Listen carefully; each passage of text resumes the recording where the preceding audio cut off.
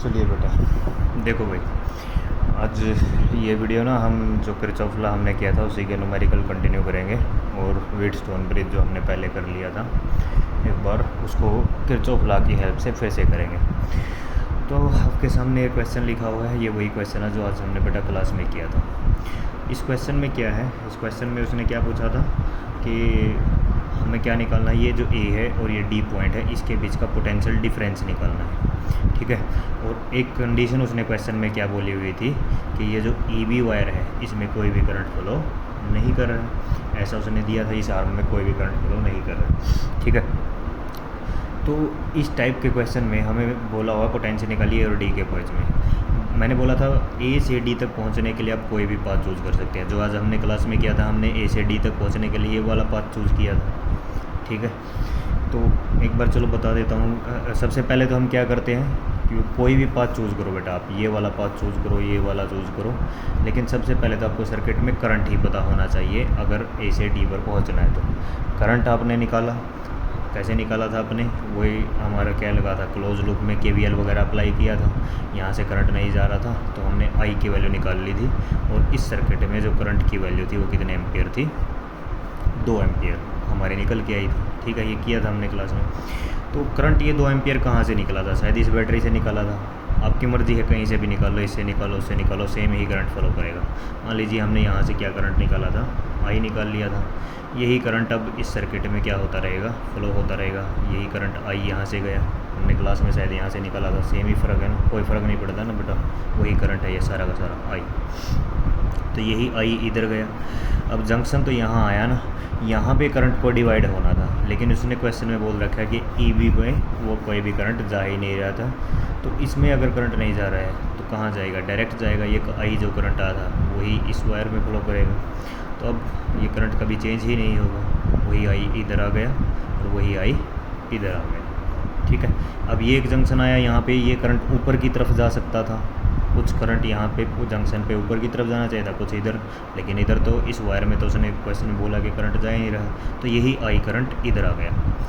तो जब भी कभी क्वेश्चन करने बैठो ना, एक बड़ा बेसिक इंपॉर्टेंट रूल है, और वो रूल क्या है कि बैटरी से जितना भी करंट निकालो, जैसे ये 6 वोल्ट की बैटरी थी, यहाँ से हमने कितना करंट निकाला था, आई एम्पियर करंट निकाला था। तो जितना भी करंट निकालो हमेशा बैटरी को उतना ही करंट वापस दे देना। अगर ऐसा आपने किया है तो आपका क्वेश्चन ठीक है, आपका मेथड ठीक है। अगर ऐसा नहीं है तो वो गलत है। देखो, जैसे हमने यहाँ से जो करंट निकाला है बैटरी से, कितने एम्पियर निकाला है, आई लिखा हुआ है, आई करंट निकाला है। तो इस बैटरी को मुझे कितना ही करंट वापस देना है, आई। ये देखो सारे सर्किट में घूम के इस बैटरी के पास ये कितना ही करंट आ गया, आई। अगर ऐसा है तो ठीक है। ठीक है। तो इस बात को याद रखना, बैटरी से जितना करंट निकालेंगे हम उतना ही हमेशा उसको क्या कर देंगे, वापस कर देंगे।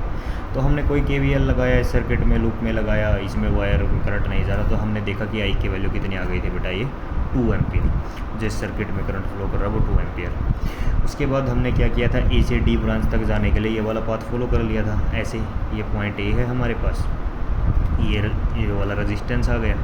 अगर मैं कौन सा पाथ फॉलो कर रहा हूँ तो A F E D, using path A F E D. ठीक है। अगर ये वाला पाथ फॉलो किया, उसके बाद हमें क्या मिली, एक ये वाली बैटरी मिली। बैटरी की वोल्टेज 1 वोल्ट दे रखी है, और ये रजिस्टर कितने ओम का था यहाँ पे, 2 ओम। ठीक है। ये वाला क्वेश्चन में हमें कितना गिवन है, 2 ओम हो गया। उसके बाद हम चले आगे, हमें एक रजिस्टर मिला वहाँ पे 3 ओम। उसके बाद यहाँ इस वायर में कोई भी करंट नहीं गया, तो हम डायरेक्ट कहाँ पहुँच गए, डी पॉइंट पर पहुँच गए, ये इधर। ये वाला मेथड हमने क्लास में कर लिया था। करंट कैसे जा रहा है, ए से डी की तरफ जा रहा है, ये ऐसे करंट फ्लो कर रहा है इस सर्किट में। ठीक है ना। तो हमारा पाथ ये है, ए एफ ई डी, ये ऐसे पाथ था हमारा, ये पाथ की डायरेक्शन है। तो कैसे कर लिया था हमने, सबसे पहले ए पॉइंट का पोटेंशियल हम पॉजिटिव मान लेते हैं, पोटेंशियल ऑफ ए। उसके बाद आई इंटू आर, आई की वैल्यू हमें पता है कितनी निकाल ली थी हमने क्वेश्चन में, 2 एम्पियर। तो इस आई की वैल्यू 2 एम्पियर है। तो वी की वैल्यू कितनी है, अच्छा ये करंट इसमें जा रहा है इस रजिस्टर में, तो ये वाला एंड पॉजिटिव, ये वाला नेगेटिव। तो अब क्या लिखेंगे इसको, करंट कहाँ से कहाँ जा रहा है, high potential to low potential. तो लो पोटेंशियल के हम नेगेटिव वैल्यू को यूज़ करते हैं, नेगेटिव ऑफ आई आर, 2 × 2 4 हो गया। ठीक है। आगे चले तो हमें बैटरी मिली, लो से हाई पोटेंशियल पर जा रहे हैं हम, तो डायरेक्ट प्लस हो गया, +1। आगे चले थे हम लोग, आगे चले तो ये वाला एंड करंट देखो ऐसे जा रहा था ना इस सर्किट में, ये पॉजिटिव नेगेटिव, फिर से हम हाई पोटेंशियल से लो पोटेंशियल पर जा रहे हैं तो नेगेटिव लिखेंगे। तो करंट आ कितना रहा था, 2 एम्पियर, 2 × 3 6, तो ये वैल्यू आ गई -6।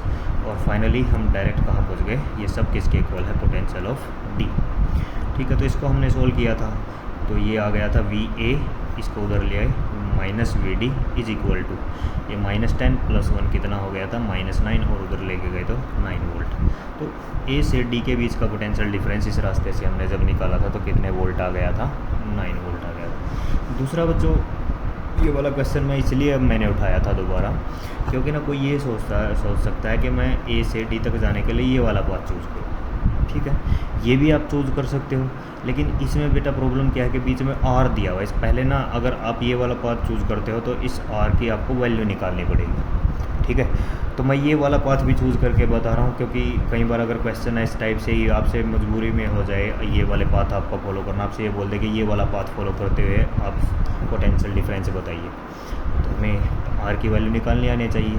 तो सबसे पहले तो इस R की वैल्यू, रेजिस्टेंस की वैल्यू निकालना सीखते हैं। तो क्या करें, जिस लूप में ये रेजिस्टेंस दिया हुआ है, सबसे पहले उस लूप में KVL वगैरह अप्लाई कीजिए। ये देखो जैसे ये लूप है ना जिसमें R दिया हुआ, ये वाला लूप, तो इसमें KVL अप्लाई कीजिए और इस R को निकालने की कोशिश कीजिए। ठीक है, किसी भी पॉइंट से किसी भी पॉइंट पर चलिए। मान लीजिए मैं ये वाला पाथ फॉलो कर रहा हूँ, B, इस पॉइंट का नाम क्या है C, इस पॉइंट का नाम D, ये E और ये फिर से P। तो हम मान लीजिए ये एंटी क्लॉकवाइज डायरेक्शन ऐसे फॉलो कर रहे हैं। ठीक है, ऐसे हम एंटी क्लॉकवाइज डायरेक्शन फॉलो कर रहे हैं। और क्यों कर रहे हैं, क्योंकि मैं क्या निकालना चाहता हूँ, रेजिस्टेंस। कई बार क्वेश्चन में ऐसे डायरेक्ट भी पूछ सकता है आपसे क्वेश्चन कि find the value of resistance. तब हम क्या करें, जिस सर्किट में रेजिस्टेंस हमें फाइंड आउट करना है उसमें क्या लगा दें, KVL लगा देते हैं। तो ठीक है, इसमें लगाइए KVL। कौन सा है ये, in the loop, in loop का नाम क्या चूज़ किया हमने, B, देखो BCDEB,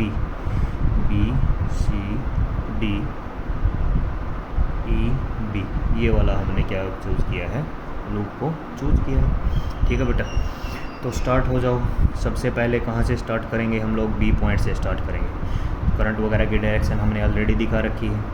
और यहाँ से यहाँ देखो, सबसे पहले इस रास्ते में जाते हुए हमें बैटरी मिली, और बैटरी का हाई पोटेंशियल से लो पोटेंशियल, तो इसकी वैल्यू लिखेंगे -4। ठीक है, तो हमने लिख लिया -4। आगे चलते हैं, -4 के बाद हम चले ऊपर की तरफ। हमारा पाथ ये है, करंट इसके अपोजिट डायरेक्शन में आ रहा है। हमारा पाथ तो ये है ना जो हम ये फॉलो कर रहे हैं, लेकिन करंट हमारे पाथ के अपोजिट डायरेक्शन में। ठीक है, तो ये पॉजिटिव था, ये नेगेटिव था, करंट की डायरेक्शन में हाई पोटेंशियल टू लो। अब हम ऐसे जा रहे हैं तो हम लो से हाई पर पोटेंशियल पर जा रहे हैं, लेकिन अगर लो से हाई पर जा रहे हैं तो यहाँ पे V की वैल्यू, पोटेंशियल की वैल्यू पॉजिटिव होगी। ठीक है, कितनी होगी, ये I था मल्टीप्लाई बाई R, I की वैल्यू कितनी है 2, तो 2R प्लस का 2R। ठीक है, तो यहाँ पे मुझे क्या लिखना चाहिए, +2R। ठीक, उसके बाद यहाँ से चले, आगे चलते हुए ये इधर आ गए, इधर आए कि कोई कंपोनेंट नहीं मिला, इसका ये वाला कंपोनेंट मिला। लेकिन हमें क्वेश्चन में बेटा क्या दिया हुआ है कि इस वाली ब्रांच में कोई करंट ही नहीं फॉलो कर रहा है। अगर कोई करंट ही नहीं फॉलो कर रहा है तो I × R1 क्या हो जाएगा, 0 हो जाएगा, क्योंकि करंट तो जा ही नहीं रहा है, तो उसको आपको लिखने की ज़रूरत ही नहीं है। आगे बढ़े हम लोग, आगे बढ़े, मिली हमें बैटरी मिली, तो हम ऐसे आ रहे हैं, तो नेगेटिव से पॉजिटिव हाई पोटेंशियल पर जा रहे हैं, तो इसको मैंने क्या लिखा, +3। क्या लिख लिया बेटा, +3। ठीक है, और वापस कहाँ पहुँच गए हम, B पॉइंट पर। ये सब किसके इक्वल है, 0 के इक्वल है। तो देखो क्या आंसर आया यहाँ से, -4 + 3 -1 + 2R इज इक्वल टू 0। ऐसा आंसर हमें मिला है। ठीक है, तो अब क्या करें, इसको उधर ले जाओ। R की वैल्यू कितनी आ गई, 2R इज इक्वल टू, इसको उधर ले गए हम, 1 आ गया बेटा, और R की वैल्यू कितनी आ गई, 1/2 ओम। ठीक है ना, तो अब हमने निकाल लिया कि रेजिस्टेंस की वैल्यू कितनी आ रही है, 1/2। ये वाला जो रेजिस्टेंस है क्वेश्चन में, इसकी वैल्यू 1/2 ओम है। ठीक है, अब जब आपके पास ये वैल्यू आ गई है, अब आप ये वाला पाथ बड़ी आसानी से फॉलो कर सकते हैं इन दो पॉइंट के बीच में पोटेंशियल निकालने के लिए। देख लेते हैं इस पोटेंशियल अब इस वाले पाथ का यूज़ करके, यूजिंग पाथ, कौन सा पाथ है ये, नाम क्या है इस पाथ का, ABCD, ABCD, ऐसा पाथ का हम क्या कर रहे हैं, यूज़ कर रहे हैं। तो ए से चले तो सबसे पहले बैटरी आई, ऐसे बना लेते हैं, ए से चले, ये पॉइंट ए था तो ये बैटरी आ गई, ये ऐसे 6 वोल्ट की। उसके बाद आगे बढ़े हम लोग, हमें रास्ते में एक फिर से 4 वोल्ट की एक बैटरी दिखी, ये ऐसे ही एक 4 वोल्ट की बैटरी है। आगे चलते हैं तो ये रेजिस्टेंस आ गया, ठीक है, और रेजिस्टेंस की वैल्यू अभी हमने फाइंड आउट की है, वो कितनी वैल्यू आ गई, 1/2 ओम, इस रेजिस्टेंस की वैल्यू 1/2 ओम। और फाइनली हम किस पॉइंट पर पहुंच गए, डी पॉइंट पर पहुंच गए, ठीक है ना। फाइनली हम कौन से पॉइंट पर पहुंच गए, डी पॉइंट पर। करंट की डायरेक्शन जैसे बनी हुई क्वेश्चन में वैसे के वैसे रखो। हम ये देखो डी से इधर आ रहा है ना करंट, ये देखो नीचे की तरफ है, ऐसे करंट आ रहा है डी से ए की तरफ, तो हम भी ऐसे ही ड्रॉ कर देते हैं। ये डी से ये चला, आई इधर आ रहा है करंट आई, और फाइनली इस पॉइंट पर पहुंच गए हम आई करंट के साथ। और हमें पता है कि आई की वैल्यू कितनी है क्वेश्चन में, 2 एम्पियर हम ऑलरेडी निकाल चुके हैं। तो बस अब आपके लिए बड़ा आसान हो गया है क्वेश्चन। तो लगा दीजिए पोटेंशियल ऑफ ए, ठीक है।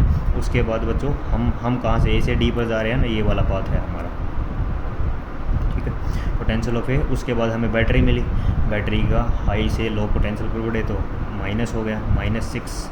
ऐसे ही यहाँ पे माइनस कितना हो गया, 4।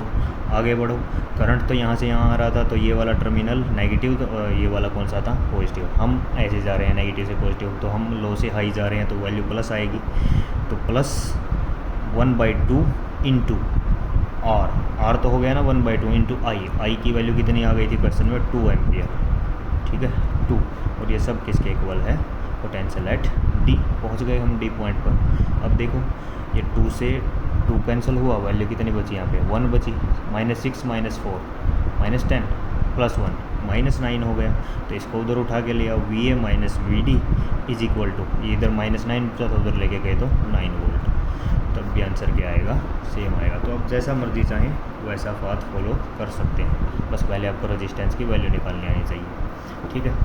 उसके बाद हम नेक्स्ट न्यूमेरिकल करते हैं। देखो CBSE 2012 में ये आपकी प्रदीप वाली बुक में पेज नंबर 3/63 पे, ठीक है। तो इसको देख लो, सेम ही क्वेश्चन है, कोई डिफरेंस नहीं है इस क्वेश्चन में। पहले मैं सर्किट बना देता हूँ क्या कह रहा है। नहीं लो, ऐसा कुछ सर्किट है आपके सामने,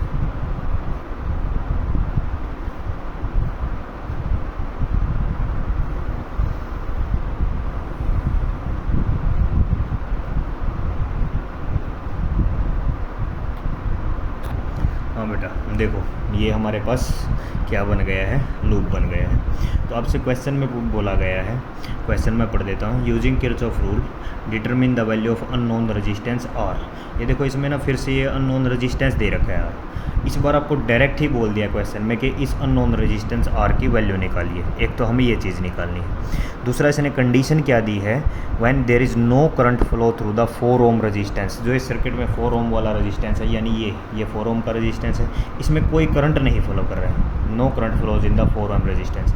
यानी ये जो सर्किट है, ये जो वायर है बी से लेके ई तक, इसमें कोई भी करंट फ्लो नहीं कर रहा है, ये उसने क्वेश्चन में दे रखा है। तो हम और क्या निकालना में, also find the potential difference between A and D, और ए और डी के बीच का पोटेंशियल डिफरेंस निकालना, ठीक है।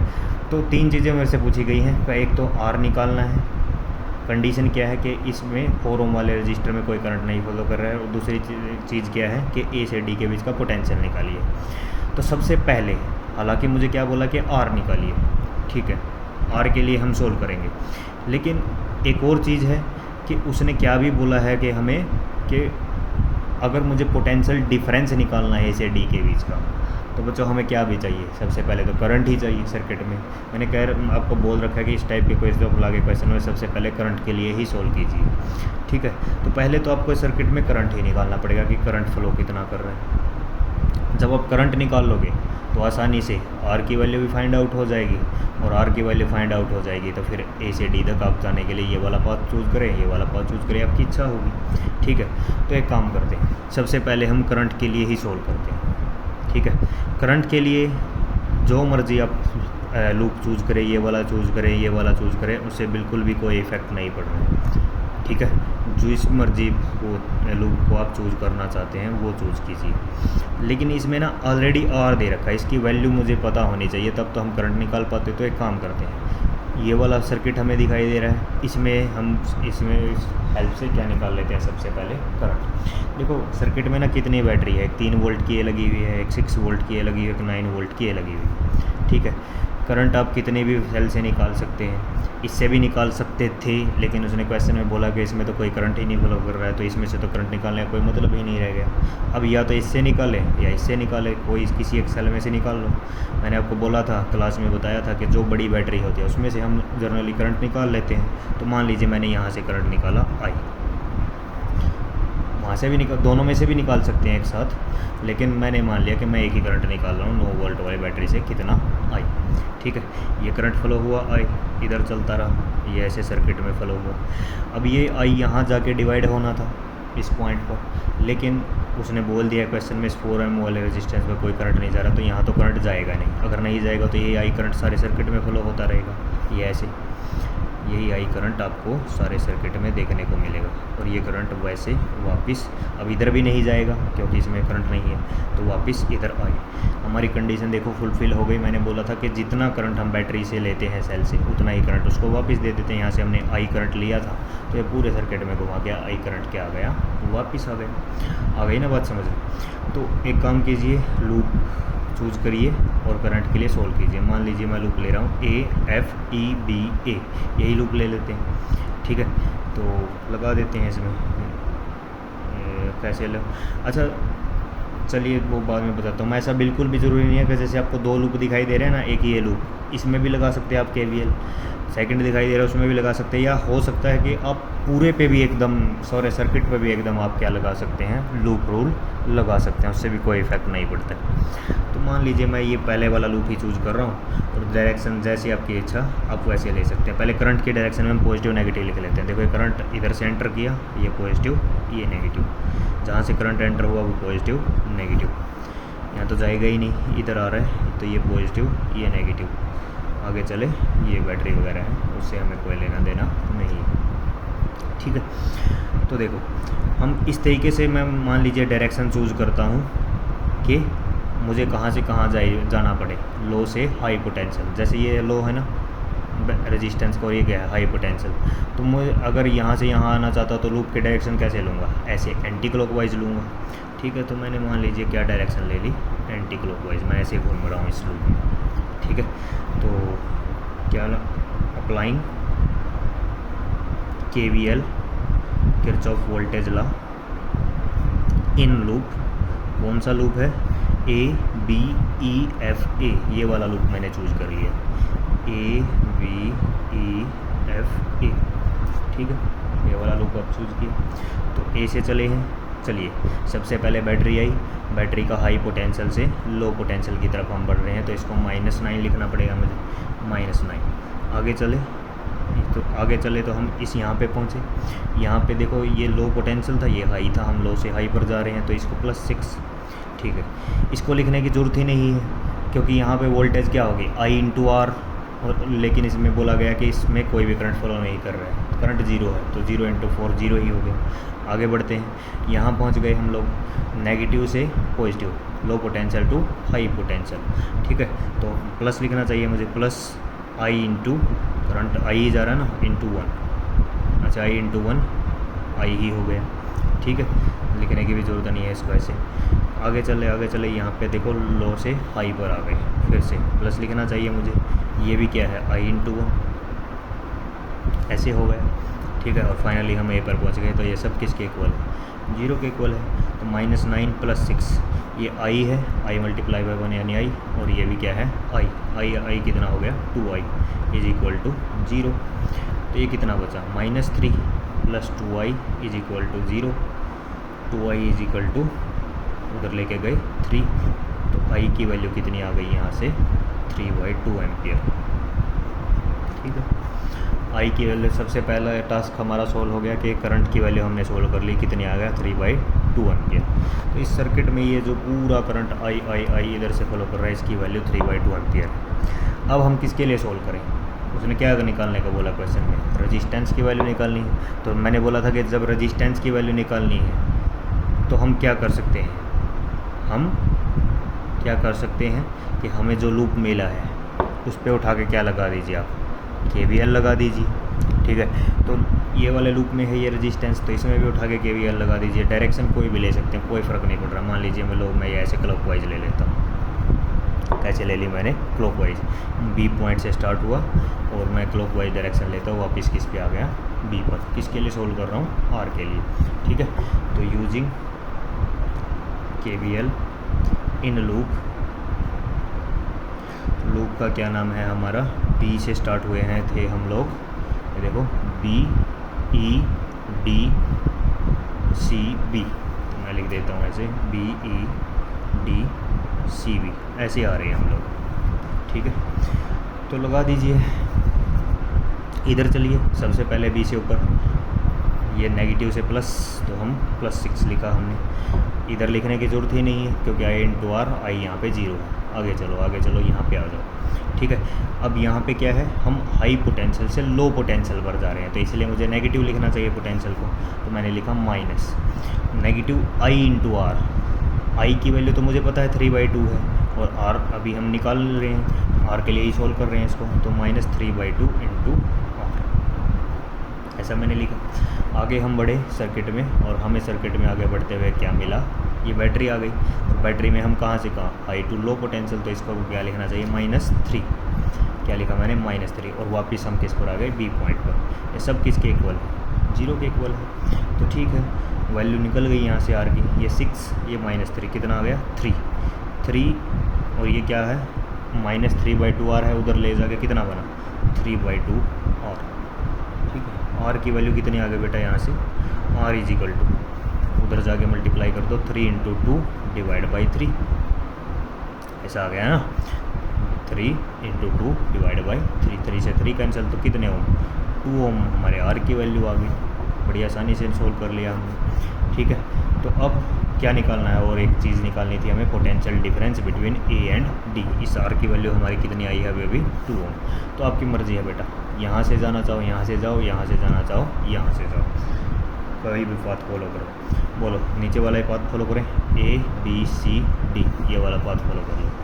यूजिंग पाथ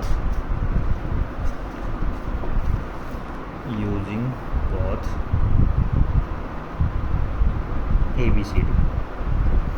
तो ABCD पाथ में जो कंपोनेंट आ रहे हैं बीच में, वो मैं बना देता हूँ। यहाँ पे ये A पॉइंट है, ये बैटरी है, उससे आगे चले हम डायरेक्ट, फिर से एक बैटरी आ रही है, फिर उसके बाद हमारा एक रेजिस्टेंस आ रहा है, और हम पहुंच गए D पॉइंट। इनकी वैल्यू दी हुई है 9 वोल्ट, 3 वोल्ट, और ये हमने निकाला है अभी कितना है, 2 ओम। करंट D से A की तरफ आ रहा है हमारे सर्किट में, D to A, ऐसे। तो अब तो कोई प्रॉब्लम नहीं है, आसानी से कर लोगे आप लोग। ये लो VA, ये क्या आ गया, -9, आगे चले तो क्या आया, +3। ठीक है, और ये क्या है, करंट यहाँ से यहाँ जा रहा है ना, प्लस माइनस, तो हम तो ऐसे जा रहे हैं, हमारे पाथ की डायरेक्शन उल्टी है, हाई पोटेंशियल। तो कितना करंट की वैल्यू थी कितनी हमारे सर्किट में, अभी निकाली थी हमने, 3/2 निकाली थी ना, 3/2। तो मुझे लिखना चाहिए +3/2 × R। R की वैल्यू कितनी है यहाँ पे, 2, और ये सब किसके इक्वल, D के इक्वल, पोटेंशियल एट D। इसको सोल्व कर लो, ये 2 से 2 कैंसिल हो गया, कितना बचा, 3 और 3 6, और ये -9 था, तो -3 बचा, उधर जाके क्या बन जाएगा, +3। तो VA - VD का पोटेंशियल डिफरेंस कितना बचा, +3। VA - VD = +3 volt. तो इसका बड़ा सिंपल सा मतलब है कि अगर हम B से D पर जा रहे हैं, यहाँ का पोटेंशियल हाई आ गया, क्योंकि ये वैल्यू पॉजिटिव आई है ना, तो ये वाला पोटेंशियल हाई है, ये वाला पोटेंशियल कैसा है, लो है, तभी तो करंट यहाँ से यहाँ भी फ्लो कर रहा है, high potential to low potential. ठीक है, इस टाइप के क्वेश्चन अब आसानी से हो जाएंगे। चलिए, इसके बाद एक अच्छा क्वेश्चन लेते हैं, इम्पोर्टेंट क्वेश्चन। ये हर साल करवाता हूँ बच्चों को मैं, CBSE NCERT की बुक का क्वेश्चन है ये वाला। तो मैं पहले इसके लिए सर्किट बना लेता हूँ। ठीक है बेटा, देखो अब ये मैंने सर्किट आपके सामने बनाया है। ये क्वेश्चन NCERT का बहुत अच्छा क्वेश्चन है। अगर ये क्वेश्चन आपने कर लिया है तो आप KVL का कोई भी क्वेश्चन कर सकते हैं, है आसान, बहुत आसान। ठीक है, तो बस समझना है। अच्छा, तो इस क्वेश्चन में क्या है, सबसे पहले ये इस टाइप का सर्किट है और आपके लिए क्वेश्चन है find current in each branch. जितने भी ब्रांचेज है सब में मुझे करंट निकालना है। पहले तो मुझे क्वेश्चन देख के ये बताइए इसमें ब्रांचेज कितने हैं। सोचो, हमने क्या कहा था कि आज मैंने क्लास में बताया था कि जितने जंक्शन होते हैं सर्किट में, नंबर ऑफ ब्रांचेज उससे क्या होती है, एक ज़्यादा होती है। और ब्रांच क्या होती है, जो दो जंक्शन के बीच में डायरेक्ट जुड़ी होती है, जो वायर। मान लीजिए एक ये जंक्शन दिखाई दे रहा है आपको, देखो यहाँ से 3 वायर निकले हुए या नहीं निकले हुए, बिल्कुल। और एक ये जंक्शन दिखाई होगा, यहाँ से भी 3 वायर निकल रहे हैं। तो इन दो जंक्शन के बीच में जो है वायर है, इसको हम ब्रांच बोलते हैं। ठीक है, तो पहले तो यहाँ जंक्शन काउंट कर लो कितने हैं, नंबर 1, नंबर 2, नंबर 3, नंबर 4, 4। और भी कोई ये भी है क्या, नहीं है, क्योंकि यहाँ पे तो सिर्फ 2 ही वायर आ रही है। तो यहाँ ना 4 हमारे पास क्या है, जंक्शन है। तो नंबर ऑफ ब्रांचेज 5 होनी चाहिए। देखते हैं, तो ये देखो 2 जंक्शन थे, 2 जंक्शन के बीच में एक ब्रांच है, एक ऐसे ही ये है, 2, 3, 4 और ये 5। कोई इसको ब्रांच बोल सकता है क्या, ये ब्रांच नहीं है, क्योंकि मैंने बोला था ब्रांच होने के लिए 2 जंक्शन के बीच में होना चाहिए। यहाँ तो जंक्शन है ही नहीं, ये तो नोड है ना, यहाँ पे 2 पॉइंट ऐसे मिल रहे हैं, एक इधर से वायर, एक इधर से, तीसरा वायर तो है ही नहीं। तो जंक्शन और नोड के बीच में ब्रांच नहीं होती है, तो ये अलग से इसको ब्रांच आप काउंट नहीं करेंगे। तो 4 इसमें जंक्शन है और 5 इसमें क्या है बच्चों, ब्रांच है। तो करंट क्वेश्चन ये है कि हर एक ब्रांच में हमें क्या निकालना है, करंट निकालना है। तो क्या करें, देखो इस सर्किट में मुझे कितनी बैटरी दिखाई दे रही है, एक ये बैटरी है 10 वोल्ट और दूसरी बैटरी यहाँ है 5 वोल्ट। तो मैं चाहूँ, आपकी इच्छा है, जैसे आपके चॉइस, 1 से करंट निकालना चाहो 1 से निकालो, 2 से निकालना चाहो 2 से निकालो। इस क्वेश्चन को मैंने आपको क्वेश्चन में बोला था अभी क्लास में भी कि मैं जनरली 2 से ही निकालता हूँ। ठीक है, तो ये ना देखो 2 बैटरी हैं, दोनों से ही करंट निकालते हैं इस सर्किट में, आसान हो जाएगा थोड़ा। और वैसे कोई दिक्कत नहीं, दोनों से ही आसान है, कैसे भी करो आप, मर्जी है, चाहे ट्राई कर लेना। मैं इसको दोनों से करंट निकाल के करवा रहा हूँ, आप 1 से करंट निकाल के इसको ट्राई कर लेना, उससे भी सेम ही आंसर आएगा। ठीक है, तो देखो सबसे पहले 10 वोल्ट है, यहाँ से करंट मान लीजिए कितना करंट निकला, I1। कितना करंट निकला बच्चों, I1। ठीक, और एक बैटरी ये लगी हुई है 5 वोल्ट की, इससे करंट कहाँ निकला, ऊपर की तरफ, कितना करंट, I2। इससे करंट निकला। हमारा बेसिक रूल याद है कि एक सेल से जितना करंट निकालेंगे उतना ही उसको वापस मिलना चाहिए। अगर यहाँ से मैंने I1 निकाला है तो इसमें वापस भी कितना आना चाहिए, I1। या तो ऐसे मान लो कि वापस I1 आना चाहिए, या फिर मैंने ये बोल रखा कि एक ब्रांच में करंट हमेशा एक जैसा रहता है। तो अगर यहाँ से I1 निकला है इस साइड और ये सेम ब्रांच है, तो इस ब्रांच में हमेशा ही करंट I1 ही रहेगा। मतलब यहाँ पे जो वापस ऐसे करंट आ रहा होगा वो I1 ही रहने वाला है। ठीक है, चलिए देखते हैं। तो यहाँ पे I1 निकला, यहाँ से I2 निकला। अब यहाँ पे जब आया है I1 2 हिस्सों में क्या हो गया बच्चों, डिवाइड हो गया। I1 2 हिस्सों में क्या हो गया, डिवाइड। क्या क्या, मान लीजिए ऊपर की तरफ एक पोर्शन ऊपर की तरफ जाएगा कि नीचे की तरफ। मैंने मान लिया कि ऊपर की तरफ जो पोर्शन जा रहा है वो I3 है। I3 क्यों, I2 क्यों नहीं, क्योंकि I2 मैं ऑलरेडी मान चुका हूँ। यहाँ से I1 निकला था, यहाँ से I2। अब I1 को मैं 2 हिस्सों में डिवाइड कर रहा हूँ इस जंक्शन पर आने के बाद। इधर चला गया I3 और नीचे की तरफ कितना आया, I1 टोटल आया था, I3 ऊपर चला गया। ये इस जंक्शन पर I1 टोटल आया था I3, तो नीचे की तरफ कितना, I1 माइनस I3। कितना करंट, I1 माइनस I3 इस ब्रांच में जा रहा है, ये वाली ब्रांच। अब इसमें यही करंट आता रहेगा ऐसे, I1 माइनस I3। चलिए ऊपर की तरफ चलते हैं। यहाँ से I3 एंटर कर रहा था, इधर आ गया, इस जंक्शन तक I3 ही आता रहा। अब देखो यहाँ से करंट आया था I3 और यहाँ से इस बैटरी से करंट क्या आ रहा है, I2। तो इस जंक्शन पर ये दोनों करंट पहुँचे। हमें पता है जितना करंट जंक्शन पर आता है उतना ही बाहर जाता है। यहाँ से I3 आया, यहाँ से I2 आया, तो बाहर के जाने के लिए ये रास्ता है। तो नीचे की तरफ कितना करंट आएगा, I3 प्लस I2। तो यहाँ पे करंट इस ब्रांच में बना I3 प्लस I2 जो नीचे की तरफ जा रहा है। ठीक है, यहाँ तक I3 प्लस I2 ही आता रहा। ठीक है, ऐसे सोच लो। उसके बाद दूसरी तरफ देखो भाई, अब मेरे पास चॉइस है, या तो मैं ऊपर वाले करंट को ही कंसीडर कर लूँ। क्या कंसीडर कि I3 प्लस I2 ये आ रहा था, इस जंक्शन तक आया, उसके बाद इस जंक्शन पर डिवाइड होना I3 प्लस I2 को। डिवाइड कैसे, कितना करंट इसमें से बाहर निकलेगा। कुछ देखो I3 प्लस I2 ऊपर से आया, तो अब इसको 2 पाथ मिलेगी, ये वाला एक पाथ, एक पाथ। यहाँ तो करंट डिवाइड होगा, 100% बात है कि करंट डिवाइड होगा।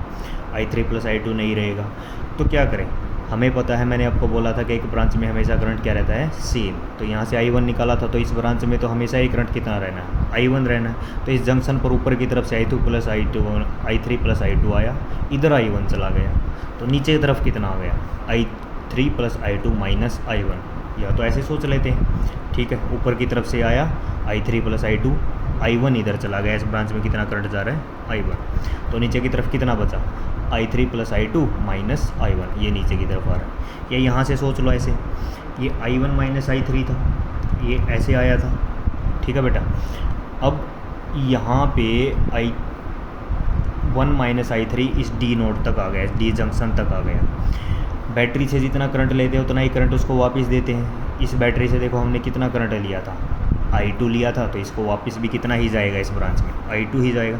मान लीजिए मैं नीचे वाले से ही सोल्व कर रहा हूँ, तो यहाँ से A से D तक ये करंट आया, इसके बाद इधर कितना करंट जाना है, I2, क्योंकि I2 हम उससे ऑलरेडी ले चुके हैं। ये लो, इधर I2 चला गया, आया कितना था, I1 माइनस I3, I2 उधर चला गया उसमें से, तो ऊपर की तरफ कितना गया, ऊपर की तरफ कितना गया, I1 minus I3 minus I2।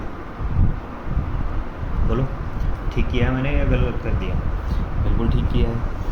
ऊपर से भी आप ले सकते थे, ऊपर से लेते तो क्या लिखते, नीचे की तरफ एरो लगता, तब क्या था, I3 plus I2 minus I1 आ जाता, कोई इफेक्ट ही नहीं हो रहा है। नीचे की तरफ से ले रहा है तो I1 माइनस I3 इससे आया, I2 उधर चला गया, तो ऊपर की तरफ यहाँ कितना बचा, I1 minus I3 minus I2, ये ऊपर की तरफ चला गया।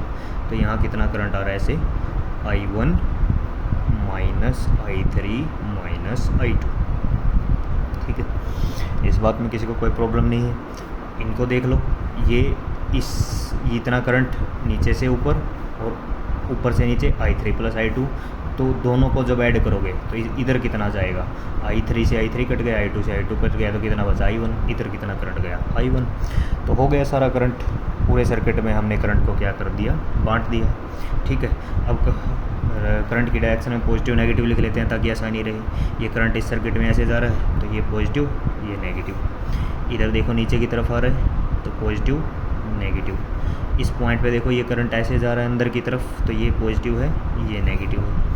अच्छा, यहाँ देखो इस वाले रेजिस्टेंस में नीचे से ऊपर की तरफ लिया ना हमने, नीचे पॉजिटिव है, ऊपर की तरफ क्या है, नेगेटिव है। इस वाले में यहाँ से यहाँ आ रहा है, तो ये पॉजिटिव है, ये नेगेटिव है। बस हो गया। अब क्या करें, देखो कितने लूप दिखाई दे रहे हैं। पहले तो देखो उसने पूछा है find the current in each branch, 5 branch है। पहली ब्रांच में करंट कितना है, I3 मान लीजिए। इस वाली ब्रांच में करंट कितना है, इस वाली ब्रांच में करंट I1, तो एक तो मुझे I3 ही निकालना है, एक मुझे I1 निकालना है। इधर देखो इस ब्रांच में I1 माइनस I3, तो I1 और I3 तो मैंने यहाँ ही निकाल लिया था, इसका काम तो वहीं से हो जाएगा। ये वाली ब्रांच देखो कितना है, I3 प्लस I2, तो मुझे I2 और चाहिए, और यहाँ पे I1 minus I3 minus I2, तो मुझे 3 ही करंट मैंने सर्किट में बनाए हैं, I1 I2 I3। मुझे तीनों की वैल्यू निकालनी है। अगर मैं तीनों की वैल्यू निकाल पाया तो सारे ब्रांचेज में क्या निकल गया, करंट निकल गया, ठीक है। तो क्या करें, कितने लूप दिखाई दे रहे हैं, देखो आपकी मर्जी है। एक लूप ये है, यहाँ KVL लगा लो, एक लूप ये है, यहाँ लगा लो, तीसरा लूप ये वाला है, यहाँ लगा लो, कोई प्रॉब्लम नहीं है। लेकिन मैं ऐसे भी कर सकता हूँ कि एक लूप ये ले लिया, दूसरा लूप ये ले लिया, और तीसरा लूप इस सारे को ही मान लिया मैंने, ठीक है। और इस पर्टिकुलर क्वेश्चन में बेटा वैसे कोई भी फ़र्क नहीं पड़ेगा, चाहे नंबर 1 ये लो, 2 ये लो, तीसरा ये लो, या फिर 1 2 ये पूरे को तीसरा मान लो, आंसर दोनों से बिल्कुल सेम आएगा, कोई इफेक्ट नहीं होता है, ठीक है। बस क्योंकि मैं हर साल मैंने बोला मैं इस क्वेश्चन को ज़रूर करवाता हूँ, मेरी प्रैक्टिस है, तो मैं ना जैसे आप देखोगे मैं थर्ड लूप को ये वाला ना चूज़ करके ये ऐसे चूज़ करता हूँ कंप्लीट लूप। ऐसा क्यों, देखो अगर मान लीजिए मैं सिर्फ थर्ड लूप में ये वाला जो थर्ड लूप है इसमें KVL लगाता, तो मुझे कितने कंपोनेंट से डील करना पड़ता, एक ये कंपोनेंट, एक ये कंपोनेंट, एक ये कंपोनेंट, 3 कंपोनेंट से। अगर टोटल पे लगा रहा हूँ तो मुझे कितने कंपोनेंट से डील करना पड़ रहा है, एक कंपोनेंट, 2 कंपोनेंट, 3 कंपोनेंट। यहाँ भी 3 कंपोनेंट थे, यहाँ भी 3 है। लेकिन इसमें ईजीनेस क्यों है बाहर वाले में, क्योंकि देखो यहाँ सिर्फ I3 लिखना है मुझे, I3 × 4 आसानी से हो जाएगा। यहाँ पे क्या लिखना है, I1 माइनस I3 × 4 ऐसे लिखना है। लेकिन अंदर वाले में अगर ये लूप चूज़ करता मैं अंदर वाला, तो देखो बेटा मेरे को क्या करना पड़ता, I1 minus I3 minus I2 × 2, तो 3 बार मल्टीप्लाई होता, तो जैसे ना कैलकुलेशन बड़ी हो जाती है और कोई इफेक्ट नहीं होता है। तो जो आपकी इच्छा है, जो आपको अच्छा लगे वो करो। इस थर्ड लूप पे लगाने से मेरी थोड़ी कैलकुलेशन क्या हो जाएगी, थोड़ी कम हो जाएगी, और कुछ नहीं होगा। ठीक है, तो सबसे पहले तो फर्स्ट लूप पे ही लगाते हैं। जैसा भी आप चलना चाहिए, ए बी सी डी चलना चाहिए, ए बी सी ए पे आना चाहिए, ऐसे ले लो, या ए सी बी ए पे, जैसे भी आप लो। मैं ए बी सी ए पे आ गया, ऐसे क्लॉकवाइज चला। ठीक है, तो लिखते हैं applying KVL in first loop. First loop का नाम क्या है? ए बी सी ए, इसमें मैंने लगाया, तो ए से चले। ठीक है, तो यहाँ पे सबसे पहले देखो, ये 4 ओम मिला और ये I3 है। इन दोनों की मल्टीप्लाई मुझे क्या देगी? पोटेंशियल देगी। और ये कैसा है बेटा, देखना हमारी कैलकुलेशन ऐसे जा रहे थे ना, हम पॉजिटिव से नेगेटिव, तो हम हाई से लो पोटेंशियल पर जा रहे हैं। तो लो पोटेंशियल के लिए हम क्या लिखते हैं? नेगेटिव। तो सबसे पहले मैंने लिखा 4I3। ठीक है, आगे बढ़े हम लोग, ये वाले कंपोनेंट पर आ गए। देखो प्लस से नेगेटिव, हम ऐसे जा रहे हैं नीचे की तरफ, तो हाई से लो पर जा रहे हैं, फिर से नेगेटिव लिखेंगे, तो -2 इंटू करंट कितना था? I3 + I2, जो नीचे की तरफ आ रहा था, I3 + I2। ठीक है, हो गया ना। उसके बाद हमें यहाँ से आगे बढ़ना है, इधर आ गए। इधर देखो प्लस से नेगेटिव, फिर से हम हाई से लो पोटेंशियल पर जा रहे हैं, तो माइनस लिखना पड़ेगा। करंट कितना है यहाँ पे? I1 × 1, तो -I1 आ गया। आगे बढ़े तो ये बैटरी आ गई। बैटरी में माइनस से प्लस जा रहे हैं, हाई पोटेंशियल, तो +10 = 0। हम ए पर वापस आ गए। इसको थोड़ा सा सोल्व कर लो। -4I3 -2I3 -2I2 -I1 = उधर लेके गए इसको -10 आ गया। ठीक है ना बेटा, इसमें तो कोई प्रॉब्लम नहीं है। अच्छा, तो एक काम करते हैं, और पहले तो लो I1 की वैल्यू क्या है? -I1। I2 की एक ही टर्म है, -2I2। ये 4 और 6 कितना हो गया? -6I3। और ये सब किसके इक्वल है? -10 के इक्वल है। तो माइनस यहाँ से कॉमन ले लो, माइनस कॉमन लेके इस माइनस से माइनस काट दो, तो क्या इक्वेशन बची? I1 + 2I2 + 6I3 = 10। ये इक्वेशन नंबर 1। ठीक है, कितने वेरिएबल हैं यहाँ पे? 3 हैं, 1, 2 और 3।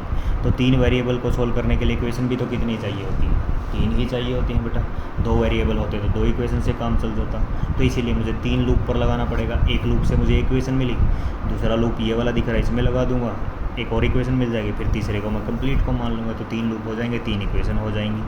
ठीक है, और 3 ही हमारे पास क्या है? वेरिएबल, जो मुझे निकालने हैं, I1, I2 और I3।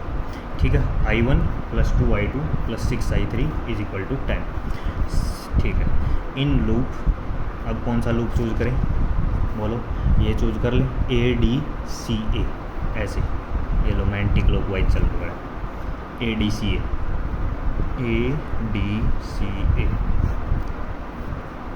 ठीक है, तो ADCA लूप पर लगाना ज़रा इसको, कैसे आएगा आपका आंसर? ADCA, तो यहाँ से चले हैं। सबसे पहले देखो, हाई पोटेंशियल से लो पोटेंशियल, तो माइनस लिखेंगे हम लोग। ठीक है, -4 टाइम्स I1 - I3। करंट की वैल्यू कितनी थी? I1 - I3। आगे बढ़ो, यहाँ से ऐसे चले, ये फिर से हाई से लो पर जा रहे हैं, तो माइनस, रेजिस्टेंस की वैल्यू 2 थी। करंट कितना जा रहा था इस ब्रांच में? I1 - I3 - I2, I1 - I3 - I2। ठीक है, तो हम पहुंच गए सी पॉइंट पर। ये आ गए इधर, फिर से हाई से लो, तो हाई से लो पर जा रहे हैं, तो -I1। ठीक है, और फाइनली हम पहुंच गए बैटरी पर, जिसकी वैल्यू कितनी है? +10 = 0। हो गया, बहुत आसान था KVL लगाना। अब आपको यूज़ टू हो चुके हो KVL की। ठीक है, तो अब क्या करें? आसानी से लगाओ, यहाँ पे इसको सोल्व करो। क्या आएगा? -4I1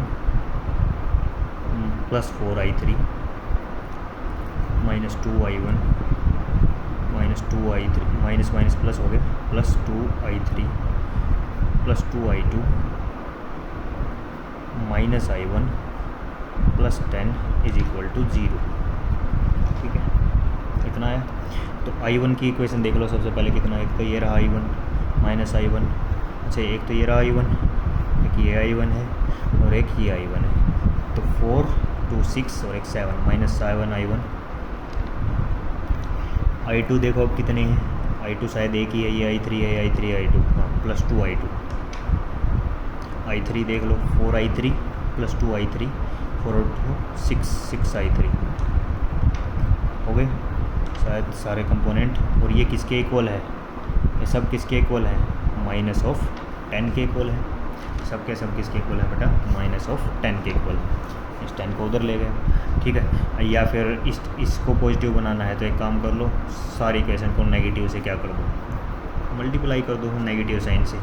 तो ये क्या बन जाएगी तब इक्वेशन, 7I1 माइनस से कर दिया मैंने ताकि मैं माइनस को प्लस बना सकूँ।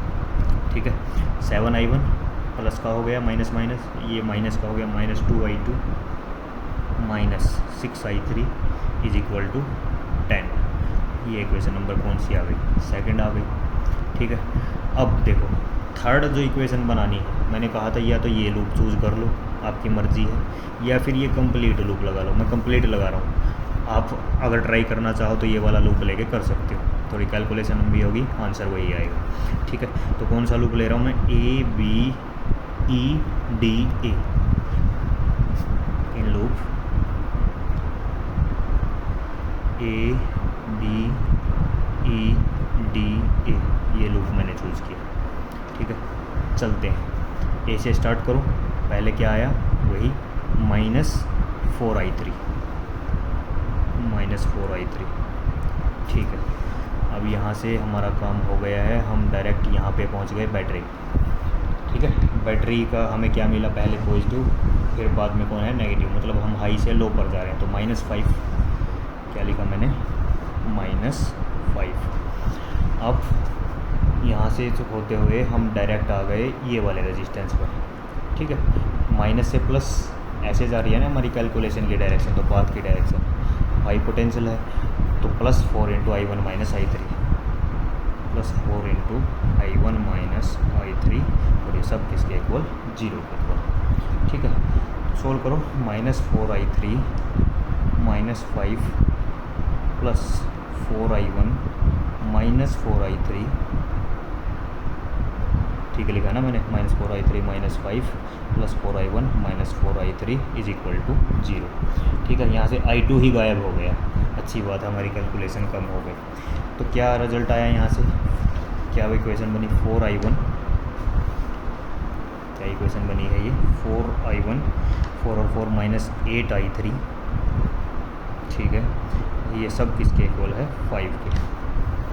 ठीक है, ये इक्वेशन बन गई हमारी 4I1 -8I3 is equal to 5, ये इक्वेशन नंबर 3। तो अब बेटा आपके पास ना 3 इक्वेशन है, और 3 ही क्या है, वेरिएबल है। तो एक काम करते हैं, I1 I2 I3 के लिए सोल्व करना है। अब आपके लिए ना सिर्फ प्रॉपर मैथमेटिक्स बचा, अब कुछ नहीं है, 3 इक्वेशन है, 3 वेरिएबल। ये लो मैं पहली और दूसरी का यूज़ कर लेता हूँ, इक्वेशन नंबर 1 और 2, और किसके लिए सोल्व कर लो, किसी एक के लिए सोल्व कर लो। मान लीजिए मैं I1 के लिए ही सोल्व कर रहा हूँ, तो I1 के लिए सोल्व करना, तो देखो यहाँ पे 7I1 है, ऊपर वाली इक्वेशन 1 में क्या है, ऊपर वाली इक्वेशन में, अच्छा मैं किसके लिए सोल्व कर रहा हूँ, I1 के लिए। तीनों में से ना किसी एक फैक्टर को सेम बना लो बेटा।